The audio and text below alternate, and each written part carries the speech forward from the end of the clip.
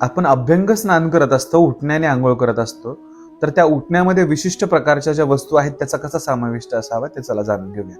या दीपावलीच्या अभ्यंग स्नानमध्ये उठण्यामध्ये हळद जी आहे ते खूप महत्वाचे आहे, मध जे आहे ते खूप महत्वाचं आहे, त्याचसोबत चमेलीचे तेल जे आहे ते आपल्याला या अभ्यंग स्नानामध्ये जे आहे ते ठेवायचं आहे.